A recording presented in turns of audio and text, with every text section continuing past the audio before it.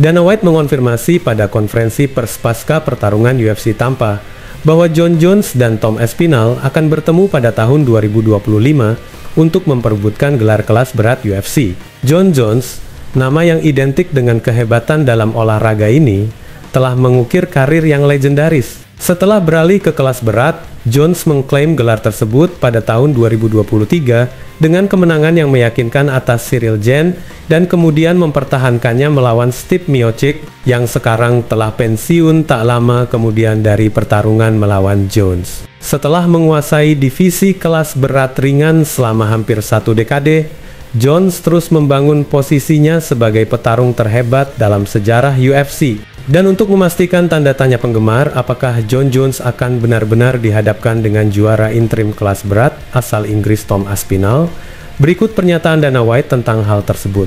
100%. I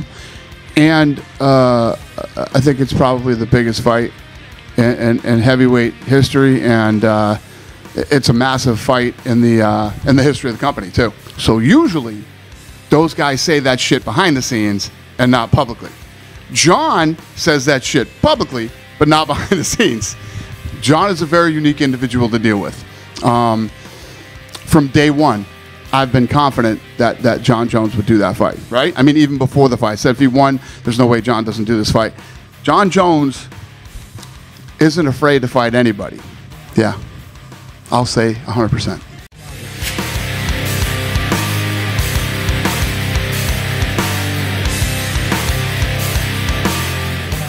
Raja di kelas ringan Islam Makhachev tentunya memiliki banyak penggemar yang selalu menantikan pertarungannya. Apalagi saat ini Makhachev juga didaulat sebagai Raja Pound for Pound UFC dunia. Pastinya tidak mustahil bagi siapapun dari pesaing lainnya ingin mengambil alih posisi tersebut dengan cara mengalahkan bintang penerus Khabib Nurmagomedov itu. Namun dengan usia yang saat ini di angka 33 tahun, rasanya tidak akan lama lagi para penggemarnya juga akan merasa kehilangan untuk menyaksikan performanya di dalam oktagon. Padahal jika diselami lebih dalam lagi, peluang bagi Makhachev untuk menambah sabuk promosi UFC di lemari koleksinya cukup menjanjikan dengan naik ke kelas welter sebagai juara di 2 divisi. Akan tetapi sesuai dari apa yang telah dikatakan pelatih kepala Islam Makhachev Javier Mendez, bahwa peluang pertarungan Islam Makhachev di oktagon hanya tinggal 2 tahun ke depan yang dijelaskannya dengan mengatakan, Yes, he's gonna probably do what Khabib did and retire at 35. Well, Khabib did a lot earlier, but I think 35 is the magic number for these guys. In their head, they have that already. That 35 is the cutoff point, and some will go over, but I think Islam is already set financially. He's done really smart with his money, so I think it'll probably be a lights out after 35. Jika diperhitungkan dengan masa selama 2 tahun lagi, pertarungan Islam Makhachev tentunya masih memiliki 4 jadwal lagi, jika selama setahun sang juara itu memiliki pertarungan sebanyak 2 kali. Dan dari keempat pertarungan ini, kemungkinan besar belum menemukan pesaing divisi kelas ringan yang benar-benar mengancam kejuaraannya mengacu dari susunan pesaing elit 5 besar di kelas 155 pon. Mungkin satu hal yang benar-benar terjadi di tahun terakhirnya, Makhachev akan menaiki tangga kelas welter sebelum Raja Pound for Pound itu meninggalkan secara total bentuk pertarungan di oktagon.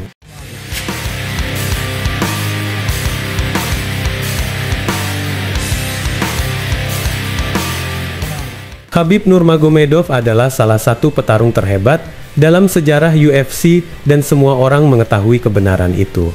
Khabib pensiun dini sebagai juara yang tak terkalahkan sekalipun dengan melakukan beberapa penampilan yang paling mengesankan sepanjang karir UFC-nya. Di masa pensiunnya, mantan juara kelas ringan ini mendirikan sasana khusus untuk melatih dan meningkatkan kemampuan seni bela diri campuran para orang Dagestan. Selain itu, The Eagle juga aktif terjun langsung ke kamp pelatihan petarung dari generasinya yang akan berlaga di oktagon. Dengan dominasi keberhasilan yang diraih tim Khabib selama kamp tersebut digelar. Nah, dari sini salah seorang juara UFC Belal Muhammad sebelum mengklaim gelar juara kelas welter juga pernah turut bergabung ke kamp pelatihan Khabib. Kesan yang diterima semenjak Belal bergabung, kesuksesan pun diraihnya hingga akhirnya mengalahkan Leon Edwards untuk mengklaim juara kelas welter. Penggemar pun berbondong-bondong memberikan tanggapannya bahwa keberhasilan dari Belal tersebut tidak terlepas dari campur tangan Khabib sebagai pelatih sang juara kelas welter di beberapa kesempatan.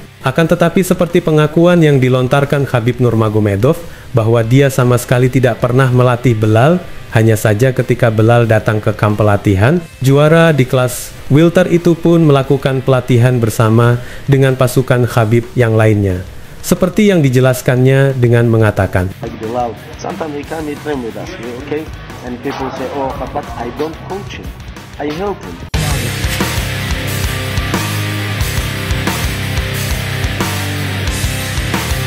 Tidak sampai selama 1 bulan lagi ke depan, pertarungan perebutan gelar di divisi kelas bantam yang mulai menghangat dari pembicaraan kedua petarung akan terlaksana. Dan menjelang hitungan hari ke depannya, antara sang juara saat ini, Merab Dvalishvili, dan penantang gelar Umar Nurmagomedov selalu aktif dalam melontarkan percakapan sampah. Umar yang difavoritkan penggemar akan memenangkan pertarungan itu baru-baru ini membalas dari apa yang sebelumnya pernah dikatakan Merab, bahwa dia akan menampar wajah calon penantangnya tersebut di saat keduanya dipertemukan. Dan tidak menunggu waktu berbulan-bulan, Umar langsung memberikan tanggapan lainnya yang mengisyaratkan sang juara di divisinya saat ini untungnya bukan seorang wanita, yang dijelaskannya dengan mengatakan, Я вам честно говорю, он мне в лицо один-один это все не скажет. Там, где не будет никого, там, где мы останемся с ним, где нужно будет сказать то, что он хочет, вот эти оскорбления, не скажет нам. А когда ты это все говоришь, когда между нами охрана есть, да это любой человек может. Это и женщина делает. Женщина тоже оскорбляет.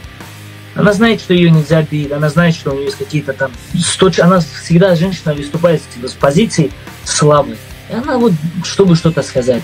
Ну, он мне говорит о том, чтобы быть мужчиной, там, ты не мужчина, то просто сам вот проанализируй, вот как нормальный человек, проанализируй свое вот поведение. Вот ты говоришь, что для тебя пояс не важен, для тебя деньги не важны, для тебя бой не важен. Ты вот считаешь, что человек должен быть достойным.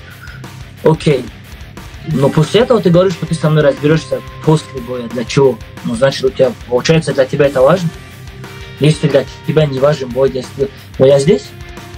Если у тебя есть какие-то оскорбления, что я тебе сказал, идем спроси. Если ты можешь что-то сделать, я же открыт к разговору.